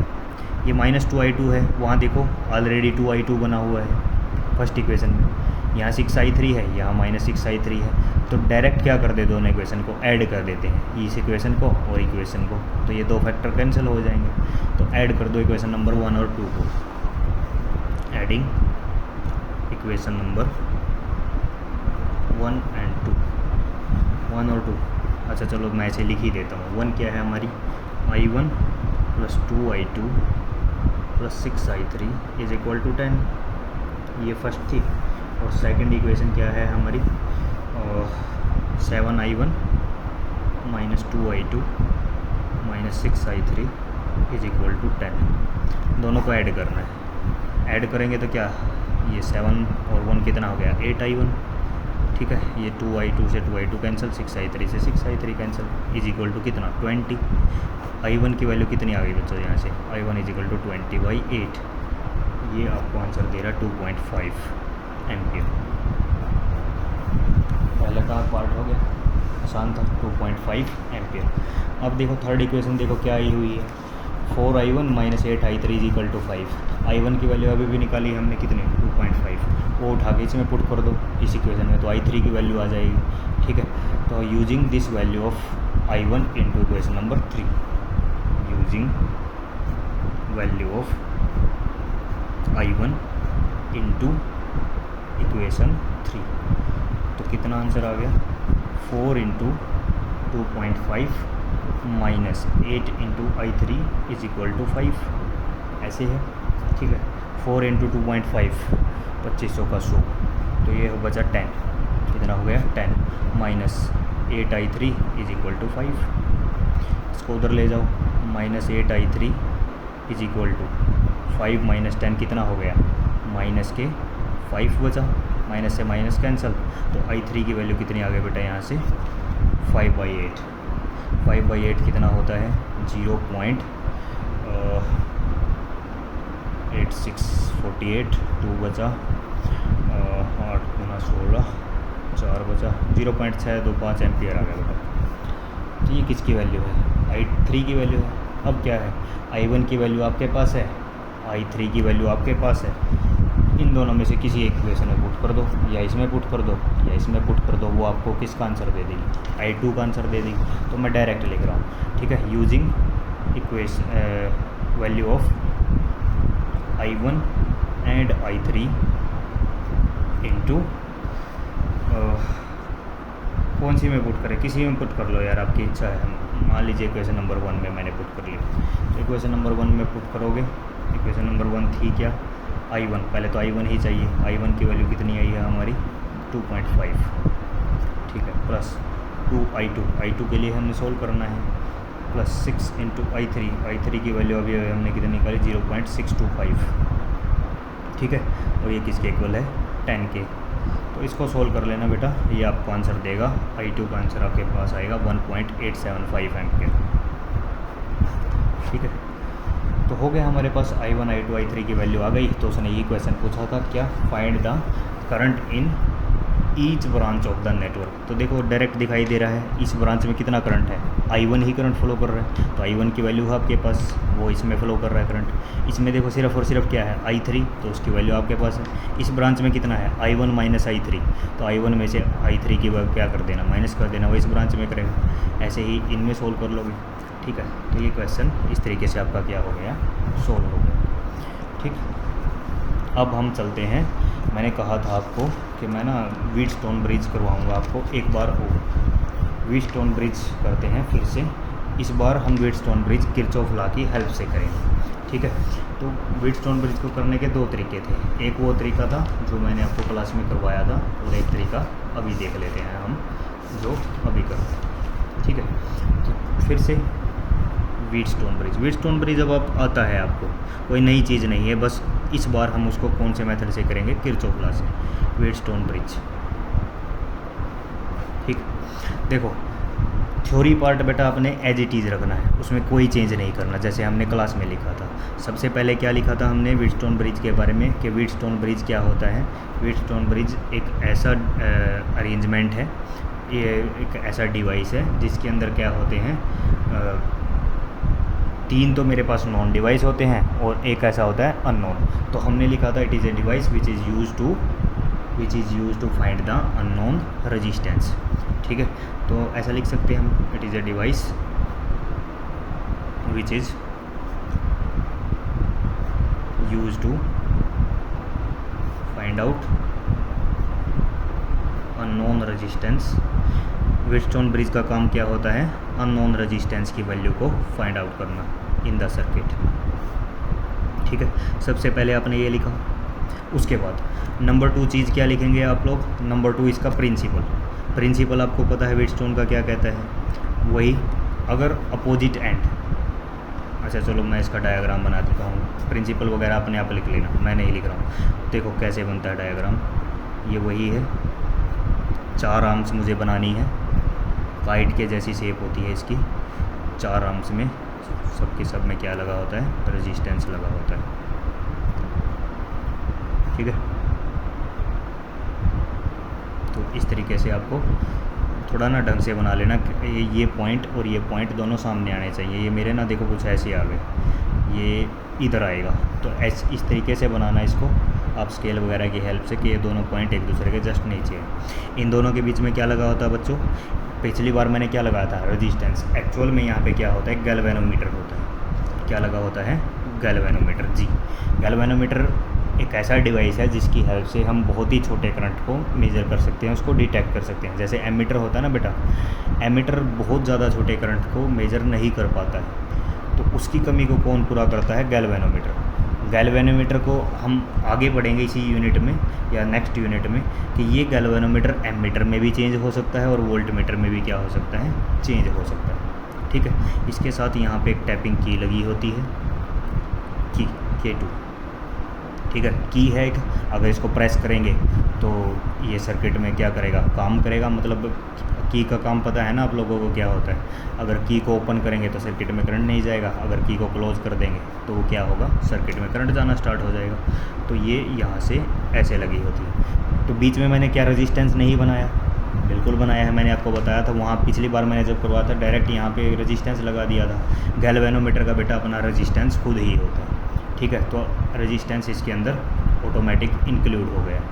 इसको हमने किसके साथ कनेक्शन दिया था, एक बैटरी के साथ दिया था। ये लो, एक बैटरी थी। यहाँ पे कई बार डायग्राम में की दिखा देता कि एक हम एक्सटर्नल की लेते हैं, एक्सटर्नल की के सारा डायग्राम में हमने ये ऐसे लगाया हुआ है। और इसको अभी ये जो की का सिंबल है ये ओपन की, मतलब करंट नहीं जा रहा सेल में लगाने के बाद भी। अगर हम की को ऑफ कर देंगे तो सेल में क्या जाने लगेगा, सर्किट में क्या जाने लगेगा, करंट जाने लगेगा। तो ठीक है, इन पॉइंट के नाम रख दो बेटा। जैसे मान लीजिए ये पॉइंट है हमारे पास ए, ये पॉइंट हो गया बी, ये पॉइंट हो गया सी और ये पॉइंट हो गया डी। तो इसमें कितने जो व्हीटस्टोन ब्रिज है वो कितने रेजिस्टेंसेस का आपके पास अरेंजमेंट होती है, 4 रेजिस्टेंस। एक ये वाला, एक ये वाला, एक ये वाला, एक ये वाला। तो ये जो आपने स्टार्टिंग में डेफिनेशन लिखी है ना, इट इज़ ए डिवाइस, में हम ऐसा भी लिख सकते हैं, it is an arrangement of 4 resistances in which we have whose aim is to find out the unknown resistance। ठीक है, चलो देख लेते हैं। इनका नाम रख देते हैं रेजिस्टेंस का। मान लीजिए ये P है, ये Q है, जैसा कि आपके बुक में गिवन है, ये R है और ये क्या है, S। ठीक है, इतनी बात समझ में आ गई। अच्छा, उसके बाद ये हो गया। दूसरी चीज़ आपने क्या लिखना है, प्रिंसिपल। प्रिंसिपल आपको पता है क्या है कि ये वाला एंड और ये वाला एंड अगर सेम पोटेंशियल पे है तो इस सर्किट में क्या नहीं फ्लो करेगा, इस वायर में क्या करंट नहीं करेगा, करंट फ्लो नहीं करेगा। और अगर दोनों का पोटेंशियल सेम नहीं है तो करंट क्या होगा, फ्लो करेगा। तो ऐसे करंट आएगा, ऐसे गैल्वेनोमीटर के अंदर करंट फ्लो करता है, IG का मतलब है जो करंट किस में जा रहा है, गैल्वेनोमीटर में के अंदर जा रहा है। ठीक है बेटा, तो प्रिंसिपल हो गया, if opposite end of the bridge are at the same potential then no current flow through the bridge, ये इसका प्रिंसिपल है। उसके बाद थोड़ी सी ना आपने कंस्ट्रक्शन लिखनी है। क्या लिखनी है, कंस्ट्रक्शन। कंस्ट्रक्शन में क्या बोलोगे, it is an arrangement of 4 resistances PQRS, ऐसा लिख लेना। It is an arrangement of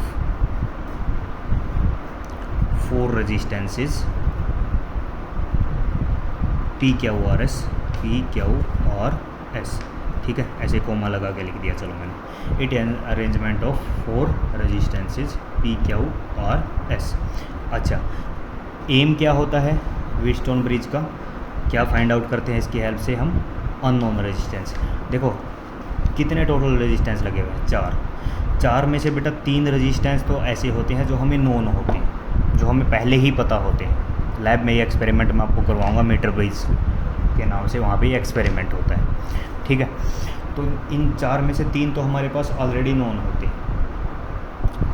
उसमें उन 3 में से भी ये जो P और Q है ये दोनों फिक्स रहते हैं, दोनों रेजिस्टेंस हमेशा क्या रहते हैं, फिक्स। आप उनको चेंज नहीं कर सकते, लेकिन आपको उनकी वैल्यू पता होती है। और जो ये R वाला है ये एक ऐसा रेजिस्टेंस है जो वेरिएबल होता है, मतलब इसको आप अपनी कन्वीनियंस के अकॉर्डिंग क्या कर सकते हैं, चेंज कर सकते हैं। आप सर्किट में देखोगे बार बार इसी को आप चेंज करेंगे और एक ऐसी वैल्यू पुट करेंगे रेजिस्टेंस की जिससे इस हमारे जो ब्रिज में है, ये जो सर्किट है, इसमें कोई भी करंट फ्लो, गैल्वेनोमीटर के अंदर कोई भी करंट फ्लो ना करे। इस टाइप का आपने रेजिस्टेंस वहाँ पे पुट करना होता है और इसकी हेल्प से ये एस जो है, ये अननोन रेजिस्टेंस है, इसकी वैल्यू हम क्या कर सकते हैं, फाइंड आउट कर सकते हैं।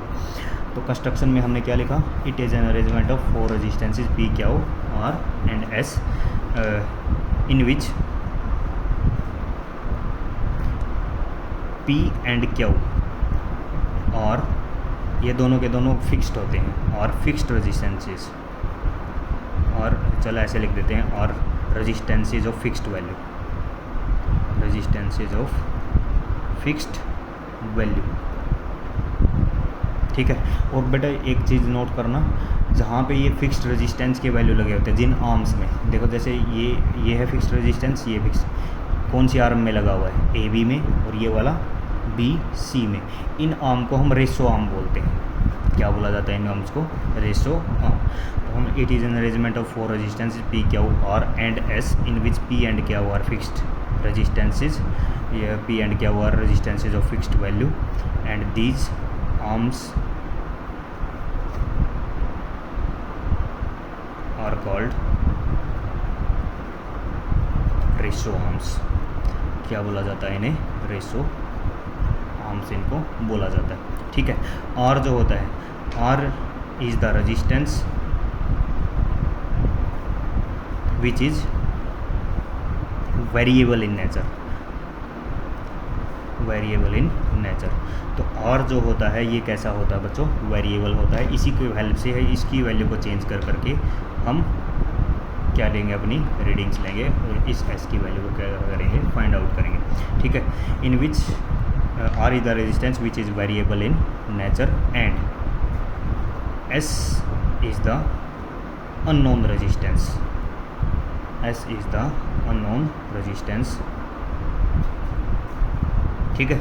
और ये सारा का सारा अरेंजमेंट जो हमारा सर्किट आपको दिखाई दे रहा है, ये किसके साथ जुड़ा हुआ है, इस सेल के साथ जुड़ा हुआ है जिसका ईएमएफ कितना है, ई है। ये कौन सी की है, मान लीजिए K1, 2 की जुड़ी हुई है, एक K1 और एक K2।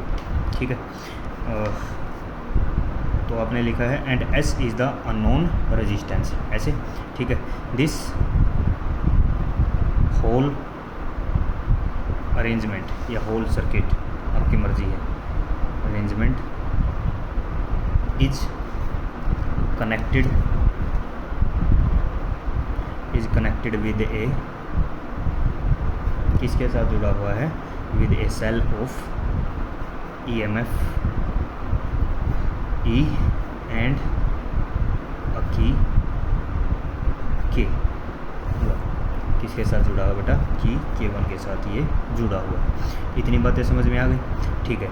इसके बाद हमें क्या करना है, इसकी कंडीशन लिखनी है, balanced condition, balanced Wheatstone condition, Wheatstone bridge condition. ठीक है। तो बैलेंस्ड व्हीटस्टोन कंडीशन मैं आपको क्लास में बता चुका हूँ, जैसा मैंने उस दिन वहाँ पे लिखवा था वैसा का वैसा उतार देना। क्या होता है बैलेंस्ड कब बोलते हैं व्हीटस्टोन ब्रिज को, अगर ये जो हमारा ब्रिज है इसमें करंट ना फ्लो करे, अगर करंट फ्लो कर जाएगा तो ऐसे व्हीटस्टोन ब्रिज को हम बोलते हैं अनबैलेंस्ड व्हीटस्टोन ब्रिज। और इसमें अगर गैल्वेनोमीटर में करंट नहीं फ्लो करेगा, यानी IG की वैल्यू कितनी हो जाएगी, 0, तब क्या बोलेंगे उसको हम बैलेंस्ड व्हीटस्टोन ब्रिज। तो वही लिखना है आपने जो वहाँ पे पहले मैंने लिखा था, if no current flows through the galvanometer, ऐसा लिखना, if no current flows through the galvanometer then potential of, अच्छा, if no current flows through the galvanometer, ये कंडीशन कब हो सकती है, ब्रैकेट में लिख लेना, when potential of B is equal to potential of D। Then तब क्या होता है, then ratio of the sides are equal, यानी P/Q is equal to R/S। तब क्या कंडीशन आती है, P/Q is equal to R/S। ये क्या है, व्हीटस्टोन के बैलेंस की कंडीशन। और ये कब आती है, when no current flows through the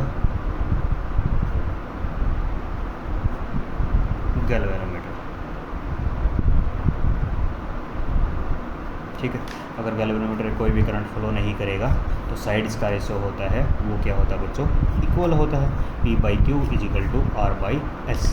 ठीक है, अब यही चीज़ मुझे क्या करनी है, प्रूफ करनी है। इसके बाद आप लिखना इस चीज़ का प्रूफ। तो प्रूफ के लिए आसान है, इस बार वैसे तो पहले भी एक मेथड से हम प्रूव कर चुके हैं, इस बार हम किरचॉफ लॉ की हेल्प से प्रूव करेंगे। देखो बेटा, ये बैटरी है, यहाँ से हमने क्या निकाला, करंट निकाला I। तो ये करंट I ऐसे सर्किट में गया, इस पॉइंट तक हमारे पास क्या आ गया, I करंट आया। ठीक है, इतनी बात। अब देखो यहाँ पर आने के बाद करंट डिवाइड होगा, दो पाथ दिखाई दे रहे हैं। मान लीजिए ऊपर की तरफ करंट कितना गया, I1 गया, तो नीचे वाले वायर में कितना करंट आ गया, I टोटल आया था यहाँ पे, I1 ऊपर चला गया तो नीचे कितना आया, I - I1 नीचे की तरफ चला गया। और ये करंट ऐसे फ्लो कर रहा है, तो ये वाला पॉजिटिव और ये वाला क्या है, नेगेटिव। ठीक है, यहाँ पे ये वाला पॉजिटिव और ये वाला क्या है, नेगेटिव। ठीक है, B पॉइंट पर पहुँचा, D पॉइंट पर पहुँचा, हम पहुँचे। अब देखो कंडीशन क्या है, ये क्या है, गैल्वेनोमीटर के अंदर करंट फ्लो ऐसे करेगा।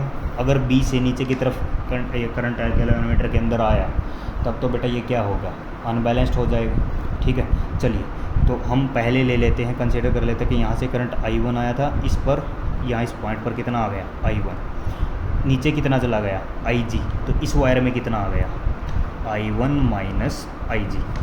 ठीक है, अच्छा ये मत डरना कि सर ने ये बोला था कि यहाँ करंट फ्लो नहीं करना चाहिए। ठीक है, वो करंट नहीं फ्लो करना चाहिए। अब जब प्रूफ करेंगे ना, बाद में हमें ऐसा प्रूफ कर देंगे कि हम ऐसी कंडीशन ले लेंगे कि हम IG को क्या ले रहे हैं, 0 ले रहे हैं, तब हमारा प्रूफ IG को 0 लेके ही होगा। लेकिन अभी के लिए मैंने क्या मान लिया कि I1 इधर से आ रहा था, IG उसमें से नीचे चला गया, तो इस वाले फायर में कितना चला गया, I1 - IG चला गया। ठीक है, I1 - IG। इधर देखो I - I1 आया। अच्छा, ऊपर की तरफ से कितना आ गया, IG आ गया। ऊपर से की तरफ से करंट कितना आ रहा था, IG, तो इस वायर में कितना गया बेटा, यहाँ से कितना आया, I - I1, ऊपर से कितना आ गया, IG, तो इधर कितना गया, इन तीनों का सम। तो ऐसे में कैसे कितना करंट गया, I - I1 प्लस IG, तीनों ऐड हो गए ना, ये ऐसे प्लस, ये क्या है, माइनस। ये ऊपर से आया था तो ये प्लस था और ये क्या था, माइनस था। अब ये देखो, इसको और इसको ऐड करो, I यहाँ पे कितना करंट आया, I1 - IG, क्या करंट आया बेटा, ये I1 - IG, और यहाँ से कितना गया, I - IG plus I - I1 plus IG। तो देखो IG से IG कैंसिल, I1 से I1 कैंसिल, तो सिर्फ कितना करंट बचा, I। तो फाइनली इस सर्किट में कितना करंट ही जाएगा, I। तो यही करंट हमने I सेल से निकाला था, और यही करंट I हमने किसको दे दिया, सेल को दे दिया। ठीक है, अब आपको कितने लूप दिखाई दे रहे हैं, 2 लूप दिखाई दे रहे हैं, दोनों पे KVL लगा दीजिए। तो ये जो कंडीशन हमने मानी थी, P/Q R/S, ये वाली हमारी क्या होगी, वैलिड होगी। चलो देखो, पहले कौन सा लूप चूज़ करें, ABDA। मान लीजिए मैं ऐसे लगा रहा हूँ KVL, ये वाला लूप लेके ऐसे क्लॉकवाइज घूम रहा हूँ। ठीक है, तो क्या करें, अप्लाइंग किरचॉफ लॉ।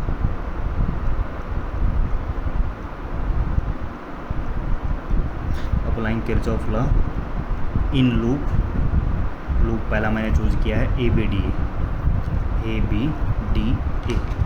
ठीक है, तो अपने हिसाब से चलते हैं, जैसा हमारा सिस्टम है अभी तक, A से चले हम लोग। तो पहले I1 गया कि कौन से रेजिस्टेंस पर, रेजिस्टेंस की वैल्यू कितनी है, P है, तो P × I1 ऐसे आएगा। लेकिन हम कहाँ से कहाँ जा रहे हैं बेटा, प्लस से माइनस, मतलब लो पोटेंशियल की ओर। तो रिजल्ट क्या आ गया, माइनस का लिखना चाहिए मुझे। ठीक है, तो -I1P क्या आया, -I1P। ठीक है, आगे बढ़े हम लोग, यहाँ से वापस आ रहे हैं, यहाँ से आ रहे हैं, और ये कौन आ गया, गैल्वेनोमीटर आया। कौन आया बेटा, गैल्वेनोमीटर। गैल्वेनोमीटर का मैंने बोल रहा है कि अपना कुछ रेजिस्टेंस होता है, तो हम उसको G ही मान लेते हैं। कितना मान लेते हैं, G मान लेते हैं बेटा। करंट ऐसे आ रहा है ना, तो ये एंड किसकी तरह एक्ट करेगा, पॉजिटिव, और ये एंड किसकी तरह एक्ट करेगा, नेगेटिव। तो यहाँ पे करंट क्या लिखा जाएगा, वोल्टेज कितनी लिखी जाएगी, IG × G। ठीक है, ये रेजिस्टेंस ही मान लो, हमने G ही इसका क्या मान लिया, रेजिस्टेंस। ठीक है बेटा, तो ऊपर से नीचे की तरफ आ रहे हैं हम, हाई से लो पोटेंशियल पर जा रहे हैं, हाई से लो पोटेंशियल पर जा रहे हैं, तो वैल्यू नेगेटिव लिखनी पड़ेगी। तो -IG × G। ठीक है, -IG × G, ऐसा। उसके बाद हम लोग चले नीचे और आ गए R पर वापस। R पर वापस आए तो हमने देखा हम नेगेटिव से प्लस पर जा रहे थे, तो इसकी वैल्यू को पॉजिटिव लिखना पड़ेगा मेरे को, तो plus R into I minus I one, ठीक है, plus I minus I one into और ये सब किसके इक्वल है, 0 के इक्वल है, ठीक है बेटा। इसको मान लीजिए मैंने कोई इक्वेशन मान लिया, इक्वेशन नंबर 1 बना लो, इक्वेशन नंबर कौन सी बना ली, 1। इसको सोल्व करने की कोशिश मत करना अभी के लिए, यहीं पे छोड़ देना, ठीक है। और जी के लिए हमने क्या लिखा है, जी क्या है, G is the resistance of galvanometer, लिख दूँ मैं, where capital G is the resistance of galvanometer.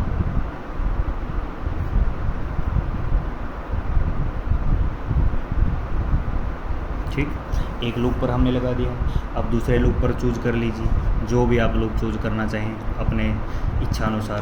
तो अगर इसमें क्लॉकवाइज, चलो इसमें भी क्लॉकवाइज ही कर लेते हैं, बी सी डी बी, ये लो ऐसे चल रहे हैं हम लोग। तो applying KVL in loop B C D B,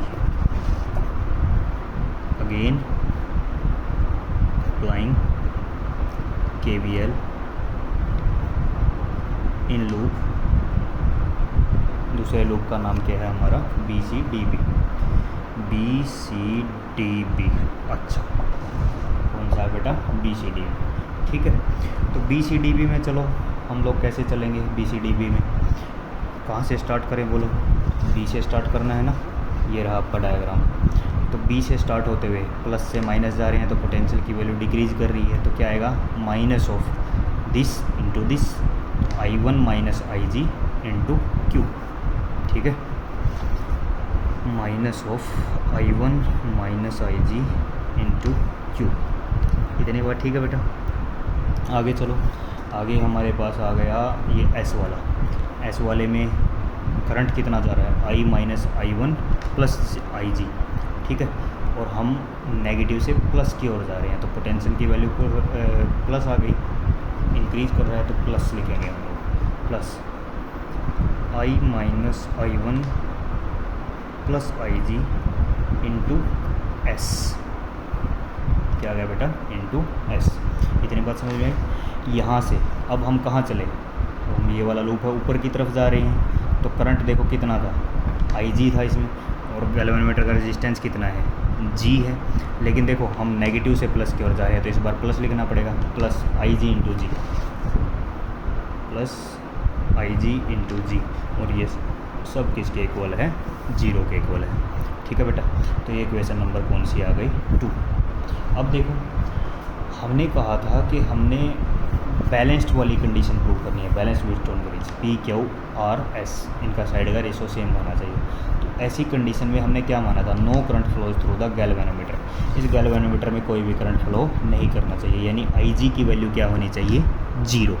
ये आई जी की वैल्यू 0 हम कैसे लेके आएंगे, मैंने आपको बताया था कि ये जो वेरिएबल रेजिस्टेंस है, इसको आपने इस तरीके से इसकी वैल्यू चूज़ कर रही है, इस तरीके का एक रेजिस्टेंस बॉक्स होता है लैब में हमारे पास, उसमें ना हम अपनी मर्ज़ी से रेजिस्टेंस की वैल्यू को चेंज कर सकते हैं। तो आपने रेजिस्टेंस की वैल्यू को इस तरीके से चेंज करनी है कि आई जी की वैल्यू कितनी हो जाए, 0 हो जाए, ठीक है। मैं यहाँ लिख दूँ इस चीज़ को, the value of R, value of variable resistance लिख देता हूँ मैं, वेरिएबल रेजिस्टेंस और कैपिटल आर जिसे हम लिख रहे हैं, is adjusted such that galvanometer shows no deflection. बेटा गैल्वेनोमीटर कोई डिफ्लेक्शन ही नहीं दिखाएगा जब करंट ही नहीं जाएगा। देखो गैल्वेनोमीटर में ना ये ऐसे, ये एक ऐसे वो लगी होती है जिसको हम नीडल बोलते हैं, तो अगर जैसे ही करंट जाता तो ये नीडल ऐसे डिफ्लेक्ट करती है या इधर डिफ्लेक्ट करती है, लेकिन जब करंट नहीं जाएगा तो कोई डिफ्लेक्शन ही नहीं होगी इसमें। तो the value of variable resistance R is adjusted such that there is no deflection in the galvanometer.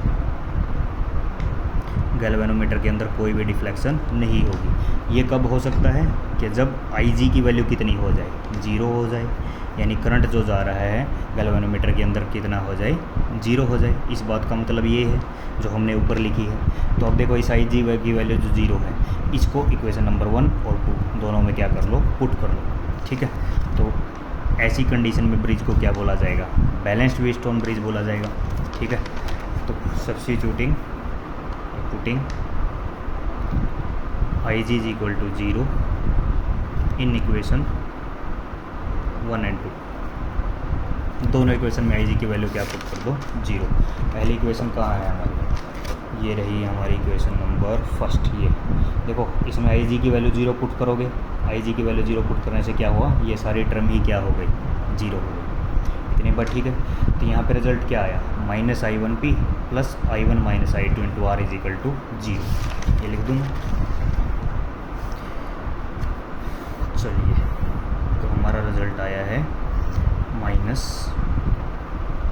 -I1 into G, I1 into G था या P था, P था, I1 into P।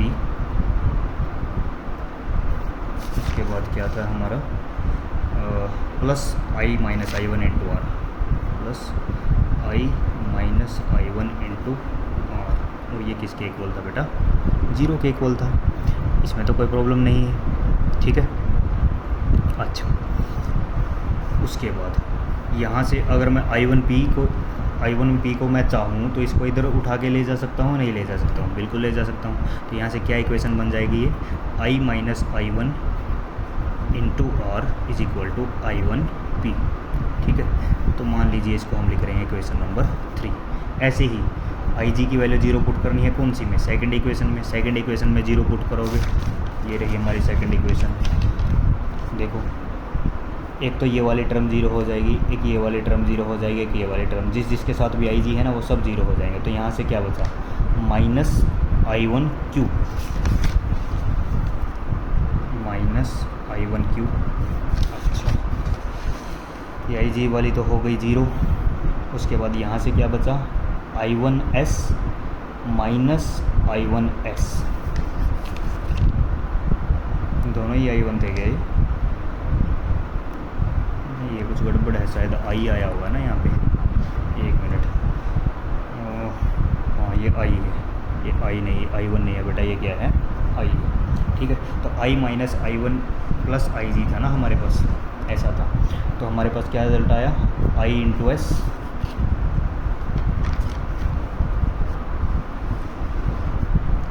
Plus I into S, और क्या बचा, minus I1 into S,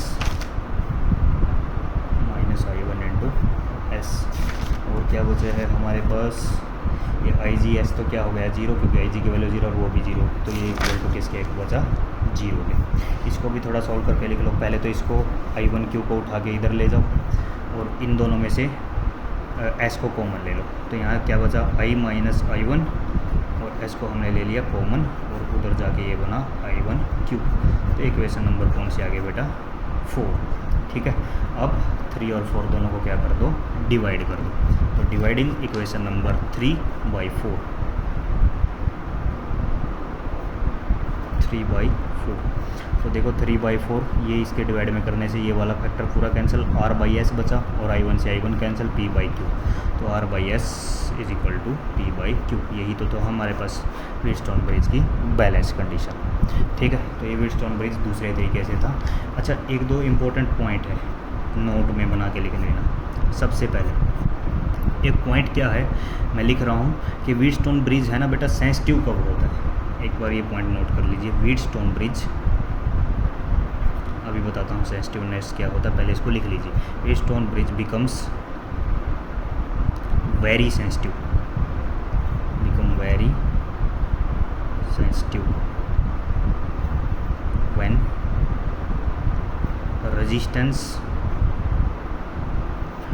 when resistance in all the 4 arms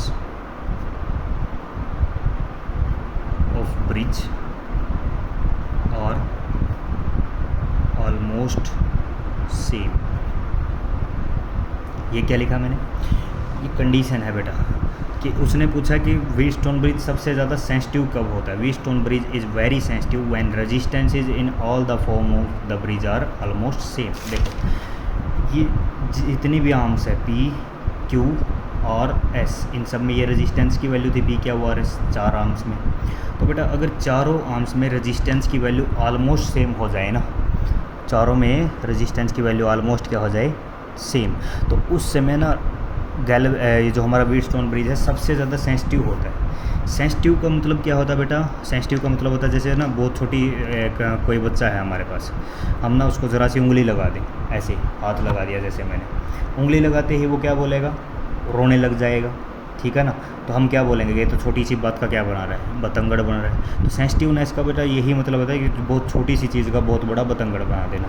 तो इससे क्या इफ़ेक्ट होगा कि जब ये चारों रेजिस्टेंस क्या होंगे, ऑलमोस्ट सेम हो जाएंगे ना बेटा, तो ये जो गैल्वेनोमीटर में जो डिफ्लेक्शन होगी, गैल्वेनोमीटर के क्या अंदर क्या होगी, डिफ्लेक्शन कब होगी गैल्वेनोमीटर के अंदर, जब ये करंट इसमें आएगा, IG करंट आएगा। मतलब पहली बात तो चारों रेजिस्टेंस के सेम होने से ये कहाँ पे जाएगा, कौन सी कंडीशन में जाएगा, अनबैलेंस व्हीटस्टोन ब्रिज में, क्योंकि इसमें पक्की बात है कि क्या होगी, डिफ्लेक्शन होगी, ठीक है ना बेटा। तो इसमें ना डिफ्लेक्शन होगी वो बहुत ज़्यादा होगी। क्या मतलब कि 4 रेजिस्टेंस है, चारों की वैल्यू ऑलमोस्ट सेम है। इस रेजिस्टेंस के बारे मैंने बोला था ये वेरिएबल होता है, आप इसकी वैल्यू को क्या कर सकते हैं, चेंज। आप ना थोड़ा सा रेजिस्टेंस की वैल्यू में चेंज करेंगे, बहुत छोटा सा चेंज करते ही आप देखोगे इस गैल्वेनोमीटर में बहुत बड़ा डिफ्लेक्शन हो रहा है। मतलब छोटी रेजिस्टेंस की वैल्यू के लिए गैल्वेनोमीटर में जो करंट जो फ्लो कर रहा है वो बहुत ही ज़्यादा हाई फ्लो करेगा। तो ये मतलब होता है उसकी सेंसिटिविटी का, ठीक है। आगे बात समझ में, बहुत छोटे रेजिस्टेंस में चेंज के लिए, इसको लिख दूँ क्या मैं यहाँ पे, इसका मतलब क्या है, that is for very small change in, for very small change in resistance the galvanometer shows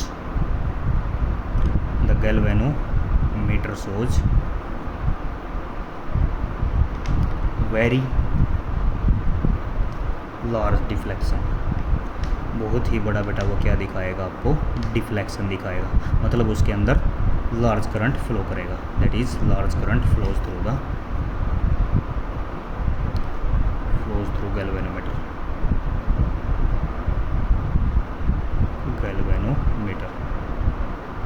ठीक है।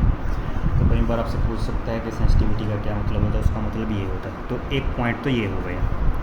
दूसरा पॉइंट क्या है, दूसरा पॉइंट नंबर 2, कई बार ऐसे पूछ सकता है कि व्हीटस्टोन ब्रिज का मेथड होता है वो क्या लो रेजिस्टेंस को फाइंड आउट करने में कामयाब होता है, या फिर हाई रेजिस्टेंस को फाइंड आउट करने में वैलिड होता है, या फिर मॉडरेट रेजिस्टेंस, मतलब ना ज़्यादा हाई ना ज़्यादा लो। तो याद रखना व्हीटस्टोन ब्रिज का जो मेथड होता है उसकी हेल्प से हम हमेशा मॉडरेट रेजिस्टेंस की वैल्यू फाइंड आउट कर सकते हैं। कैसा रेजिस्टेंस, ना तो ज़्यादा हाई हो ना ज़्यादा क्या हो, लो हो, ठीक है। तो इस पॉइंट को मैं लिख देता हूँ, व्हीटस्टोन ब्रिज